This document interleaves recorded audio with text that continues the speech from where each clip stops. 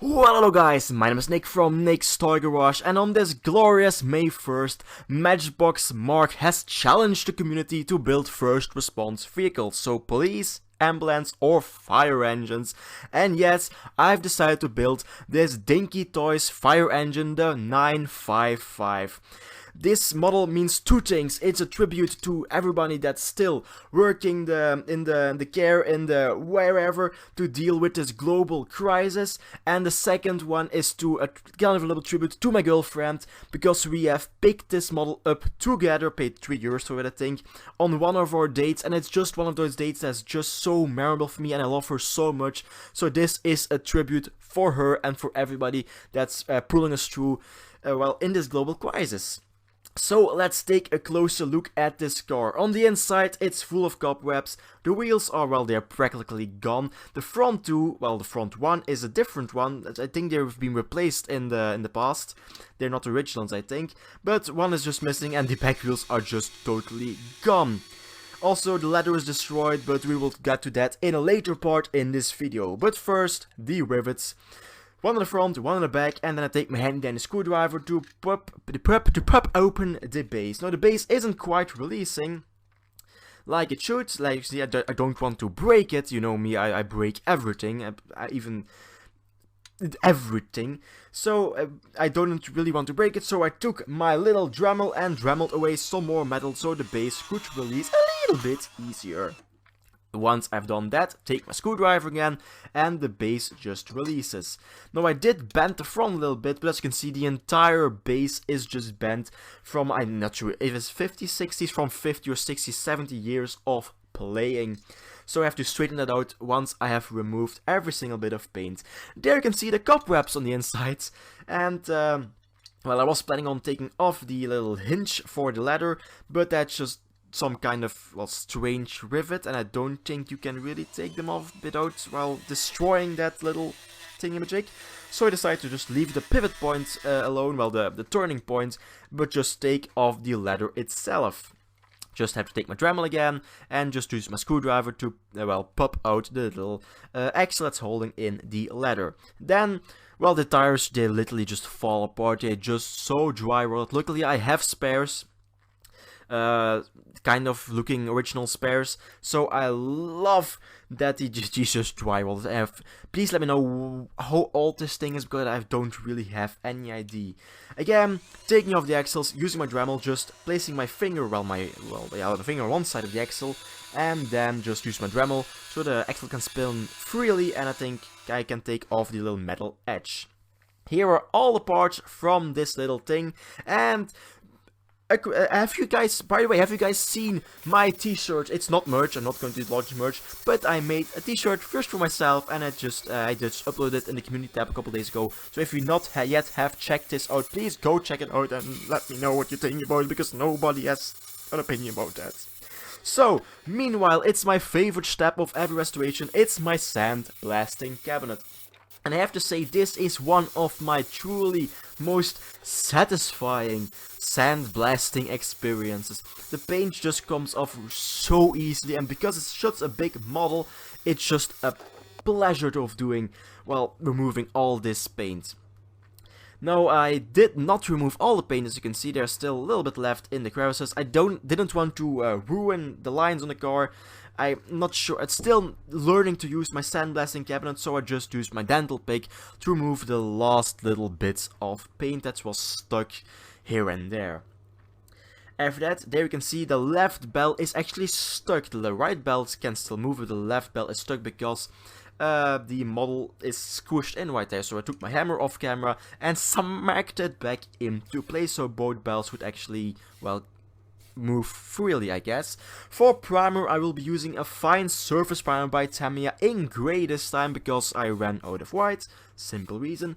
2 coats in total, leaving between 15 to 20 minutes to dry between coats, making sure, like you see right there, I get paint everywhere, even underneath the little hinge for the ladder, because, well, it's not really point making it red and then you turn your hinge and there it's still metal color. Yeah, obviously. So, also don't forget to paint the inside because there are big windows, you will see the inside. Now, my favorite bit of this edit, just hear me tap it so quickly, it's satisfying. So, trying to straighten out the base with a hammer and with lowest tweezers, just making sure it's as straight as I can get it. It's kind of flimsy metal, so you don't really get it, it's impossible to get it dead on straight, and the two corners are bent. I think that's just how it's supposed to be. So the base plates get 3 coats of black, and this is the result. Looks amazing and it's durable. And obviously it also gets 1 coat of clear coat. Now for the color, I'm using the same color as the Matchbox Mark I did a couple of weeks ago. And it's this red, this sparkly red. It's really funny, you can't see it on camera, but if you're painting this you can see some sparkles flying around in the room. It's amazing. I am wearing a dust mask. Don't worry, I am wearing a dust mask. The one I'm using to go outside. Not really the same, not the same, but the same thing. Not, you know what I mean. I just don't want to inhale these, well, probably toxic fumes. And also, again, don't forget to paint the inside, because with the big windows you will see everything that is inside the car. It originally doesn't have a windshield, but I have a solution for that right here. But first, the ladder. As you can see, there are spokes missing. There's even a whole piece missing, because it is supposed to be a fold, not a fold out, but a slide out ladder. So I decided to order just a new from MK Models. And I wasn't pleased when it arrived. As you can see, that's horrible casting. I know there are always a little bit of casting marks, but this is atrocious. But oh well, we have to roll with ores that are given to me. I can fix it, probably not. But then I started searching for the rest. And even though the model didn't originally come with a windshield, I did manage to order one, which is pretty strange. Maybe a newer model did have one. Nevertheless, I decided to put in a windshield because it just makes the model that much better. And obviously my 4 wheels, not wheels, tires, that are kind of the original DInky Toys, and I think also the Corgi Toys tires.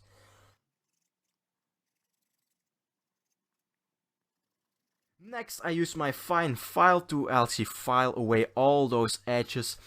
I'm not gonna bore you with this. This little took me about 20 to 30 minutes just to get the 2 letters to fit together.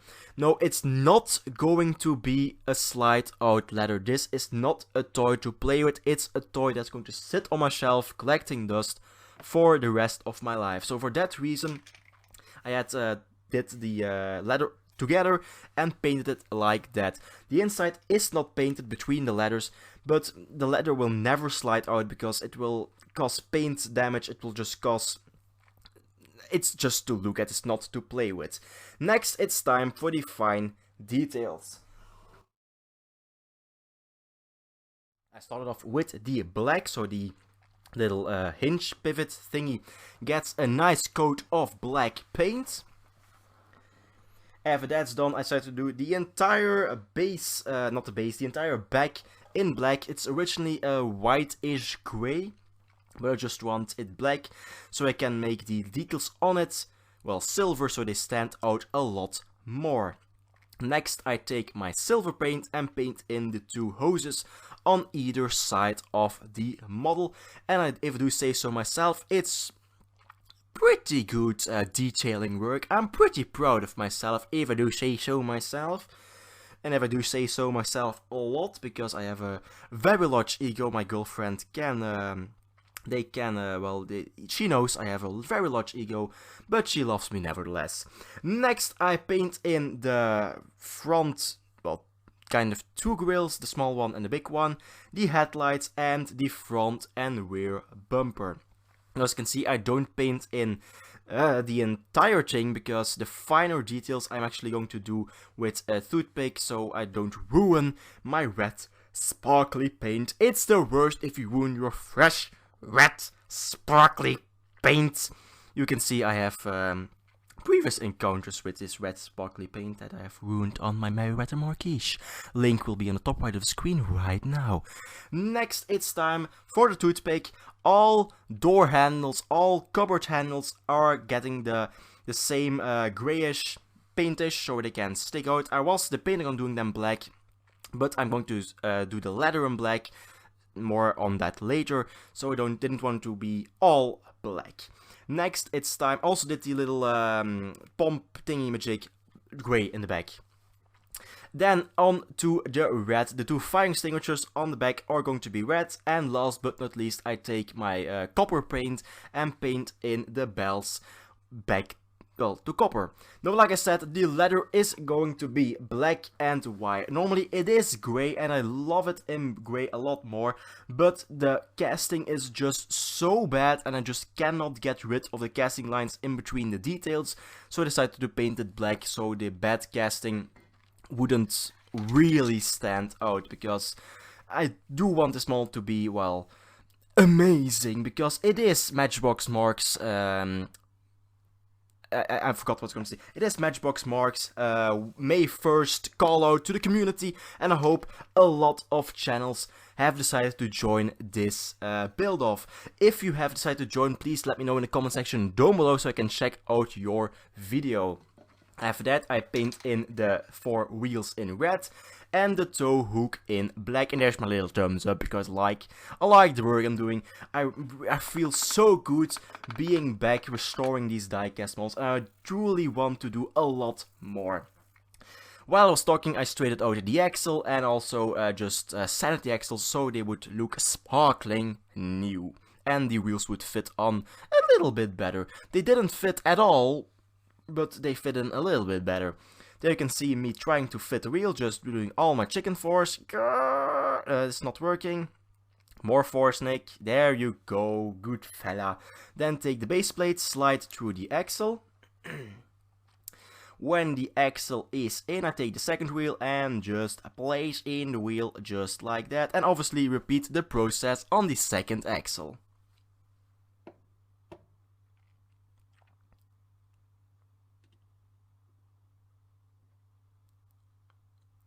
Meanwhile I'm doing that, don't forget to leave a like and subscribe for the channel to see more of this content. Also, it's late in the video, not many people are still watching. I do have a Patreon page, link will be in the top right of the screen and in the description down below. So if you want to support the channel, please don't feel obligated. If you don't have the money, please don't donate to me, but if you have anything to spare, it can only help me. Well, it helps me support the channel. So thank you very much if you want to do that. Meanwhile, I placed in the glass. Actually, I had to glue it in place because there's not a original rivet point to attach the glass, because it's not originally had this glass. Still confused about that. Next, the leather is supposed to go on, so I take my imbus key for some reason, thinking that would be the correct axle, which it isn't. Then trying to fit in the axle, I found the next problem in these casting leathers, and that's the hole isn't big enough. So I take my drill bit again, and I have to drill out. At this point I'm fed up with these leathers, but I am making this work, even if I die trying to do it. I even choked a little bit trying to use that sentence. Oh well. Then the axle goes in, and there the leather is attached. One more thing to go, and that's the base plate.